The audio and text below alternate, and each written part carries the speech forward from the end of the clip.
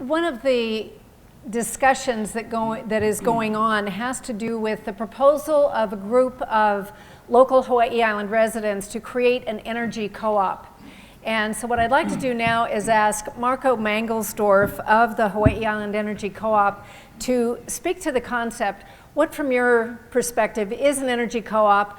What are you proposing for Hawaii Island? And have a seat at the table to essentially put forth this model for the consideration of the Commission and the consideration of the residents of Hawaii in general, but specifically looking at what we feel to be what are the best interests of the 195,000 residents of this island, the 80+ thousand electric ratepayers on this island. And we feel that there is a case to be made for at least consideration of the cooperative model for this island, which, by the way, we wouldn't be the first in the state to do this, because my friends at Kauai Island Utility Co-op, KIUC, have been operating a co-op there on the Garden Isle for 13 years now with, in my opinion, rather very positive results. So there's a lot I could say about the mechanics of a co-op, but it's a fundamentally different ownership model compared to an IOU, where the ratepayers, everybody who pays an electric utility bill, would be a member of the co-op, would be a voting member of the co-op.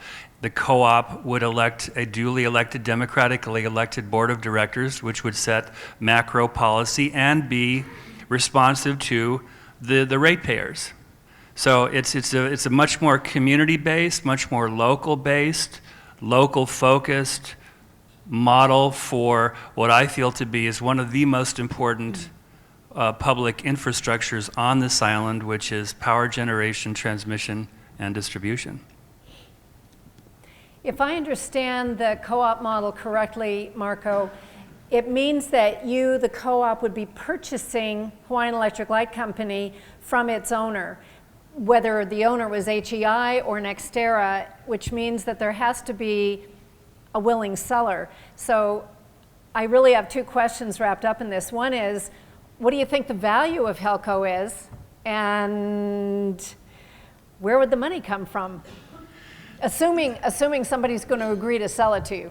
No, great question, Sherry. And you're absolutely right. I mean, not only is HELCO not for sale right now, it's most definitely not for sale, because as part of the merger agreement, neither of the applicants, neither of the parties can have any official or unofficial, formal or informal discussion with any other possible suitor. So it's definitely not for sale. That said, we still feel that this is a truly unique time to at least put the co-op model forward for consideration. As far as the total value of HELCO, I'm not prepared to kind of tip my hand on that right now. It's certainly less than $4.3 billion. It's less than $2.7 billion. Eric, why are you laughing over there? Marco, we're priceless.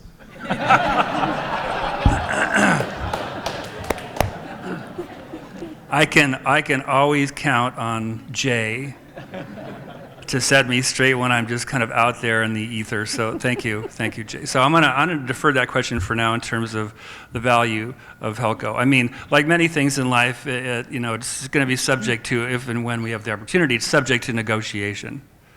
As far as where the money comes from, there are a number of sources out there. Some associated with the U.S. Department of Agriculture, USDA, the National Rural Utility Service. There are also cooperative banks that essentially, there are about 900 electric co-ops across the United States, 900.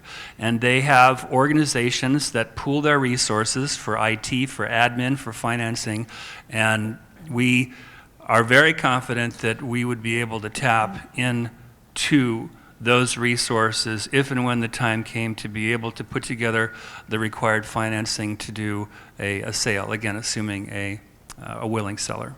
As long as it's not $4.3 billion, right?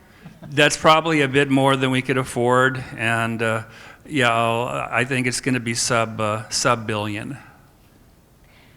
A question then for either Mina or Jeffrey. just to make it clear, the decision that the Public Utilities Commission is working on now is just the NextEra HEI issue. An energy co-op is not something that the PUC is considering at this time because it's not something that's been proposed, or is it something that the PUC might say, oh, we think this is not a good deal, but what about a co-op? So help us understand what the thinking of the PUC is on that topic right now in your minds. Well, you know, based on the orders that have come out from the Public Utilities Commission in this, the merger docket, you know, it's pretty clear that they want to limit the issues to the issues that they've laid out in the orders, you know, whether the utility, whether NextEra is fit, willing, and able, whether it's this acquisition is in the public interest.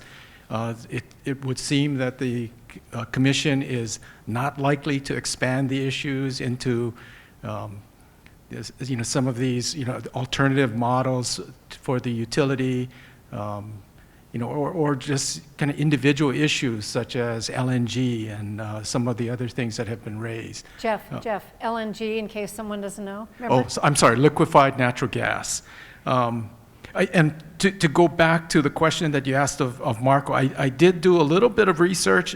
The value of the HELCO, the net value of the HELCO assets is approximately $727 million. So the gross asset is $1.2 billion, so less the accumulated depreciation, about $727 million. One would think that that would be about the minimum that would be required to purchase HELCO, but there's no indication that that would be the selling price. Thank you. Sorry, Marco. He completely outed you on that one.